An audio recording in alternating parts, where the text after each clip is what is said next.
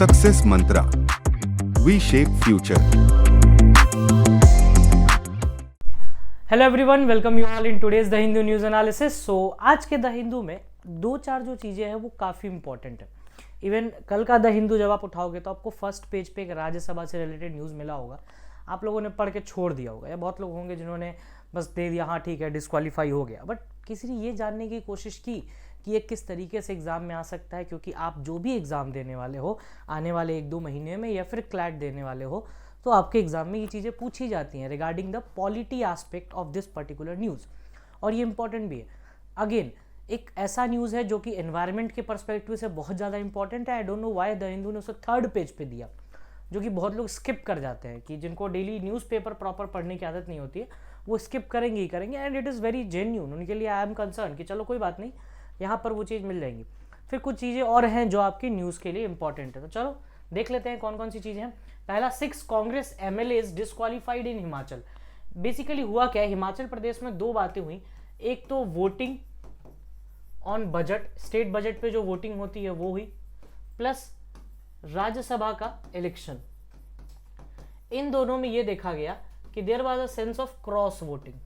ठीक है, तो क्रॉस वोटिंग, इसको जानने की कोशिश करेंगे कि एग्जैक्टली होता क्या। पहले एक ओवरव्यू लेंगे फिर न्यूज में घुसेंगे। Next is India establish the international alliance to protect big cats. ये बिग कैट्स क्या है, लायन, टाइगर, आपको जैगुआर, ये सब बिग कैट्स हो गए, तो इनको स्टडी करना जरूरी है। Very range short air defence system, ये कभी कभार न्यूज़ में आ जाता है, ये डिफेंस के पर्पज से इंपॉर्टेंट है, बहुत बेसिक आइडिया है, उनको देखने की कोशिश करेंगे। ठीक है, तो ये चीज़ जो दिख रही है, ये 2, 4 और ये 5 लोग, तो इसमें मतलब सारे तो नहीं है जो डिस्क्वालीफाई हुए, लेकिन हाँ डिस्क्वालिफिकेशन हुआ है। डिस्क्वालिफिकेशन किस ग्राउंड पे हुआ है, क्या हुआ है, नहीं हुआ है, पूरी कहानी सबको एक तरीके से देखने की कोशिश करेंगे। पहले एक ओवरव्यू लेते हैं कि एग्जैक्टली हुआ क्या, ये चीज़ें न्यूज़ में क्यों आई। तो why this was in news, because of this simple reason. Just have a look on this. देखो बेसिकली ये न्यूज़ में क्यों है,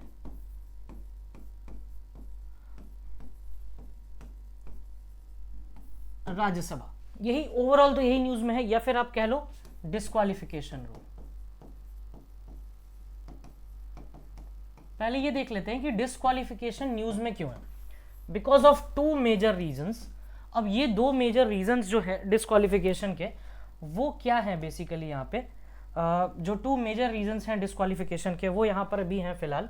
कि पहली बात तो voting on state budget,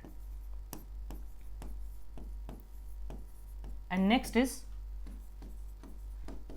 voting in Rajya Sabha.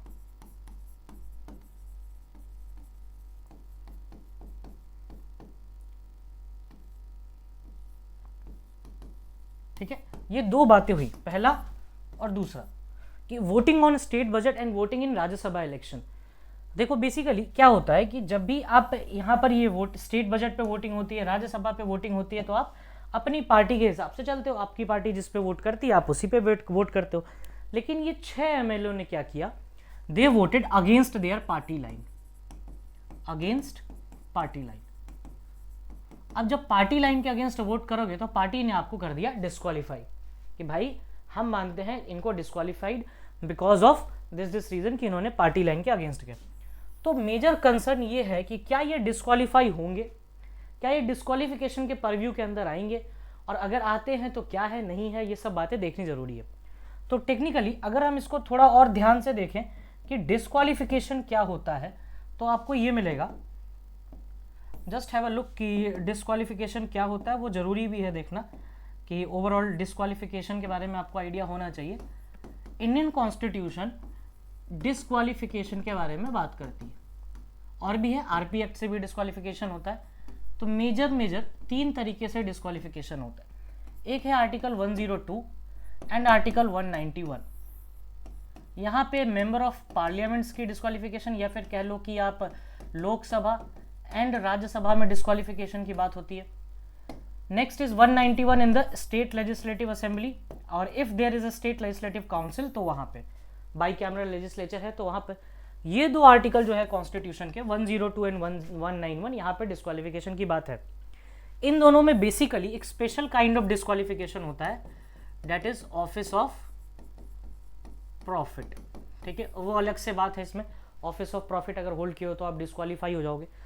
Next part of disqualification is 10th schedule. 10th schedule में जो डिस्क्वालिफिकेशन है which was introduced by 52nd constitutional amendment, जिसे हम कहते हैं एंटी डिफेक्शन लॉ।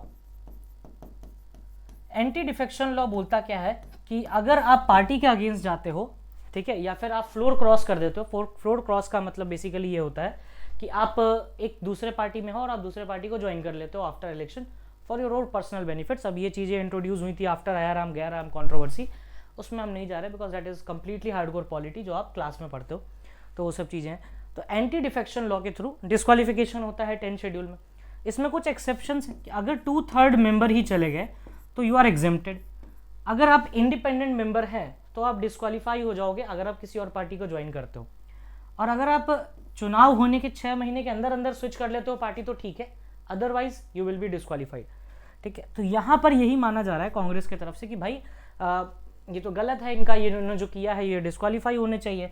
अगर कांग्रेस इस चीज़ को क्लेम करेगी भाई ये डिस्क्वालिफिकेशन नहीं होगा, सुप्रीम कोर्ट में केस भी गया है, बिकॉज अगर कांग्रेस यहाँ पर डिस्क्वालिफिकेशन के लिए कर देती है तो उनकी मेजोरिटी में इम्पैक्ट पड़ जाएगा और मे भी बीजेपी आगे जाकर के ये चीज़ों को स्टैंड ले कि भाई हम मेजोरिटी में है तो देयर आर चांसेस ऑफ कि गवर्नमेंट चेंज हो पाए।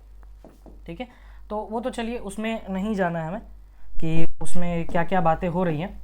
We need to focus on कि ये डिस्क्वालिफिकेशन का जो रो है आपका, उससे रिलेटेड बात करनी है। जो 3rd कैटेगरी है डिस्क्वालिफिकेशन की वो है रिप्रेजेंटेशन ऑफ पीपल्स एक्ट 1951। ये 3rd कैटेगरी है डिस्क्वालिफिकेशन की, जहां पर सेक्शन 8 में यही बताया गया है कि किसी भी सिटिंग एमएलए एमपी को 2 या 2 से ज़्यादा साल की सज़ा होती है तो ही विल बी डिस्क्वालीफाइड। और ये जो डिस्क्वालिफिकेशन है वो काम करेगा 2 ईयर्स, जो भी आपका टेन्योर ऑफ पनिशमेंट है तो पनिशमेंट पीरियड प्लस जो भी आपका 6 ईयर्स का एक कूलिंग ऑफ पीरियड दिया गया इसमें, तो you will be disqualified for this number of period. तो ये बात को थोड़ा सा यहाँ पर एडजस्ट करना, इसको ध्यान रखना। तो ये है डिस्क्वालिफिकेशन पूरा। करंट जो डिस्क्वालिफिकेशन है वो राज्यसभा में हो रहा है और राज्यसभा में एंटी डिफेक्शन नहीं लगता क्योंकि राज्यसभा में जो वोटिंग है वो ओपन बैलेट से होती है, ओपन बैलेट। ठीक है, इसके लिए भी कहानी है कि 1998 ऑनवर्ड्स इसको चीज सही किया गया था कि राज्यसभा का जो disqualification open ballot and all वो क्या है। तो चलिए वही चीज देख लेते हैं। स्पीकर के पास पावर होता है इसमें कंप्लीटली डिस्क्वालिफिकेशन। राज्यसभा में इलेक्शंस कैसे होते हैं? Rajya Sabha is council of states जिसमें मिनिमम जो है आपको required age is 30 years of age. और इसमें एक चीज है कि 2/3 मेंबर हर 2 साल पे रिटायर करेंगे, तो ये चीज है, तो ये बात याद रखना। Plus Rajya Sabha consist of the representative of states and president. Article 80 जो रिप्रेजेंटेशन ऑफ हर एक स्टेट का माना जाता है। अभी करेंटली राज्यसभा में 240 सीट्स हैं तो मेजोरिटी हो गया 1/2 121 मेजोरिटी सीट्स हैं राज्यसभा में। अगर बीजेपी के साथ मेजोरिटी आ जाए, अगर कुछ दिन और सही चले। The polls of Rajya Sabha will be required only if the number, अगर पोल्स हमेशा जरूरी नहीं होती, अगर नंबर ऑफ सीट्स कम है और लोग ज़्यादा हैं तो पोल्स रिक्वायर्ड होते हैं। 1998 में एक आउटकम आया था जिसके बाद ये कंक्लूजन किया कि भाई पहली बार राज्यसभा में चुनाव किए गए। ओपन बैलेट सिस्टम होता है कि आपको एक पर्सन ऑथोराइज होता है अपने पार्टी की तरफ से, आप उसको दिखाते हो कि आपने किसे वोट किया। अगर आप किसी और को दिखाते हो तो वो अनऑथोराइज्ड हो जाएगा। Not showing the ballot paper to the authorised agent showing to everyone else will be disqualified. Independent MLAs are barred from showing, अगर आप इंडिपेंडेंट कैंडिडेट हो तो आप किसी को मत दिखाओ, ऑब्वियसली आपकी पार्टी नहीं है। 10th शेड्यूल की डिस्क्वालिफिकेशन के बारे में हम लोगों ने बात की। अब तो राज्यसभा में जो डिस्क्वालिफिकेशन है वो इस तरीके से होता है कि भाई इंडिपेंडेंट मेंबर अपना पर्ची नहीं दिखाएंगे, बाकियों को दिखाना पड़ेगा अगर आप किसी पर्टिकुलर पॉलिटिकल पार्टी से बिलोंग करते हो तो, क्योंकि इसमें विप का कॉन्सेप्ट नहीं है। इस पूरे एस्पेक्ट में विप का कॉन्सेप्ट ही नहीं है कि आप विप नहीं इशू कर सकते। अब जब विप ही नहीं इशू कर सकते तो आपने जो ये अपना बैलेट सिंबल है, आपने दूसरे पार्टी को वोट किया, दूसरे पार्टी के कैंडिडेट को वोट किया, यानी कि you are considered as disqualified because आप अपने पार्टी के लाइन के अगेंस्ट गए। तो विप का कॉन्सेप्ट नहीं है फिर भी आप डिस्क्वालीफाई कर रहे हो, इसलिए कांग्रेस यहाँ पे बोल रही है कि भाई डिस्क्वालिफिकेशन तो हो ही नहीं सकता क्योंकि राज्यसभा में ये कॉन्सेप्ट ही नहीं है। हाँ, वो एथिकली गलत है, वो पार्टी अपना जो करना चाहे, लेकिन procedurally it is not wrong. ठीक है, furthermore political parties can not issue any whip. अभी जस्ट देखा, the voting is not inside the house but is conducted by the election commission. Election commission responsible है। Courts ने क्या rule किया, Kuldeep Nair versus union of India में court ने कहा भी ये ओपन सिस्टम इज गुड। तो ये कुछ बातें हैं जो आपको राज्यसभा के अभी करंट डिस्क्वालिफिकेशन से रिलेटेड पता होनी चाहिए कि राज्यसभा में क्या होता है। Upper house, lower house, Rajya Sabha में 250 मेंबर्स होते हैं जिसमें से 12 मेंबर नॉमिनेट करते हैं प्रेसिडेंट अपने तरफ से साइंस, लिटरेचर, आर्ट के बेसिस पे। Now second news is India to establish the international alliance to protect the big cats. Basically big cats होते क्या है, देखो तो ये कुछ बिग कैट्स के नाम है, lion, jaguar, leopard, cougar, tiger, cheetah, snow leopard, है ना, हेमिस नेशनल पार्क में आपको मिलेगा। इसके लिए इंडिया बात कर रहा है कि भाई हमें एक प्रॉपर बिग कैट अलायंस बनाना है। इस बिग कैट अलायंस का कॉन्सेप्ट क्या है कि इंटरनेशनल सोलर अलायंस जिस तरीके से काम करता है उसी तरीके से इंटरनेशनल बिग कैट अलायंस है। इसका काम बेसिकली यही है इंटरनेशनल बिग कैट अलायंस का कि जितनी भी बिग कैट अलायंस कंट्रीज हैं या फिर टाइगर रेंजिंग कंट्रीज, उनको एक साथ लाया जाए और प्रोटेक्ट किया जाए। बहरहाल ये बॉडी है और इस बॉडी को, इसका बेसिक कॉन्सेप्ट ही यही है इंटरनेशनल बिग कैट अलायंस का कि टाइगर्स को प्रोटेक्ट किया जाए या फिर बिग कैट्स जितने भी हैं उनको प्रोटेक्शन दी जाए। अब इसमें कौन से 7 बिग कैट्स हैं कैट फैमिली जिनस में, तो इसमें आपको जिनस में पैंथेरा, प्यूमा एंड एसिनोइक्स, पैंथेरा, फिर उसके बाद प्यूमा एंड एसिनोइक्स। इनका आपको बेसिकली ये याद रखना है कि भाई इनका IUCN स्टेटस क्या है, जो एग्जाम में पूछा जाता है कि endangered, vulnerable, threatened, vulnerable, least concern और वल्नरेबल कौन कौन है। ये बस यहाँ से एक लिस्ट है जिसको पढ़ोगे तो याद हो जाएगा, ऐसा ज़्यादा कुछ उसमें नहीं है। अभी करेंटली बिग कैट अलायंस में 16 कंट्रीज हैं। कौन कौन से, Bangladesh, Bhutan, Brazil, Cambodia, Egypt, Nigeria, Peru, Uganda and Suriname, जो कुछ साउथ अमेरिकन कंट्रीज़ हैं, कुछ एशियन कंट्रीज़ हैं, कुछ साउथ ईस्ट एशियन कंट्रीज़ हैं और कुछ ऑर्गेनाइजेशंस जो इसका पार्ट है। United Nations of environment ministry ने ही ये नोटिफिकेशन दिया है कि हम सोलर अलायंस के लाइन पे इसको स्टार्ट करेंगे। ग्लोबल टाइगर डे 29 जुलाई को सेलिब्रेट किया जाता है फ्रॉम 2010 सेंट पीटर्सबर्ग, रशिया के बाद से इसको स्टार्ट किया गया global tiger project. 13 tiger ranging countries हैं, अगेन वो सब इंडिया के नेबरिंग ही सारे हैं ऑलमोस्ट। ग्लोबल टाइगर फोरम जो वर्ल्ड वाइल्ड लाइफ फंड और वेलफेयर फंड, ये दोनों मिलकर ये चलाती है ग्लोबल टाइगर फोरम, जो कि बेसिकली इसका इंटेंशन यही है कि कुछ टाइगर रेंजिंग और कुछ नॉन टाइगर रेंजिंग कंट्रीज उसका पार्ट है। तो 13 टाइगर रेंजिंग कंट्रीज जैसे Bangladesh, Bhutan, Cambodia, India, Myanmar, Nepal, Vietnam, 13 में से ये 7 इसका पार्ट है ग्लोबल टाइगर फोरम। और एक यूनाइटेड किंगडम जो कि टाइगर रेंजिंग कंट्रीज नहीं है बट इसका मेंबर बना 1999 में। ये कुछ टाइगर्स ऑफ द वर्ल्ड है जो स्पीसीज है टाइगर के। इंडिया में इंडिया, नेपाल और बांग्लादेश, यहाँ पर रॉयल बंगाल टाइगर ही मिलेगा और कोई टाइगर नहीं मिलता है।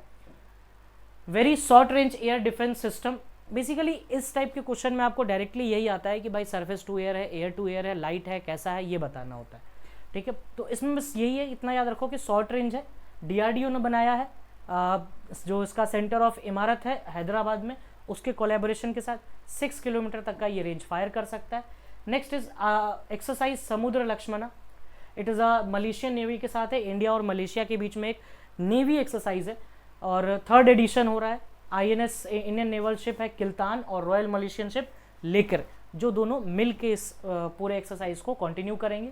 की पॉइंट्स देखा जाए तो ये प्रोजेक्ट 18 का पार्ट है INS किल्तान, जिसको डिज़ाइन किया है गार्डन रिसर्च शिप बिल्डर्स और इंडियन नेवी में इंडिजीनियसली डिजाइंड है। किल्तान बेसिकली एक आइलैंड है, अमीनी द्वीप ग्रुप स्ट्रेटेजिकली लोकेटेड है लक्षद्वीप में, वहाँ से इसको डिराइव किया गया। ये कुछ बातें उनको देखनी चाहिए। At present how many seats does a party need in order to have a majority in Rajya Sabha, बताया है 121, टोटल 240 का है अभी। सेलिब्रेटेड ऑन 1 मार्च, आज कल क्या मनाया जाता था भाई, तो वेस्ट पिकर्स डे मनाया जाता है। The centre has fix the minimum support price of 23 जो फार्म कमोडिटीज है उनके प्राइस को उन्होंने फिक्स किया है। The name of recent by in marine time exercise between India, Sri Lanka and Maldives, it's दोस्त 16। इसी तरीके के क्वेश्चन आते हैं कि मलेशिया के साथ कौन सा है, डायरेक्ट, बहुत ज़्यादा डीप नहीं जाना है आपको, बस इतना पता होना चाहिए। Which of the following states reported the highest number of leopards in 2022, तो इट्स मध्य प्रदेश। ऑब्वियसली वहाँ पर जिस हिसाब से इनिशिएटिव चल रहा है तो वो सबसे ज़्यादा पॉपुलेशन वहीं पर रिकॉर्ड किया गया लास्ट ईयर। तो इस तरीके के क्वेश्चन देखो। Snow leopard was also news, again big cat alliance news में क्वेश्चन फ्रेम हो सकता है, it's not a big deal, right. Thank you, that's all from my side.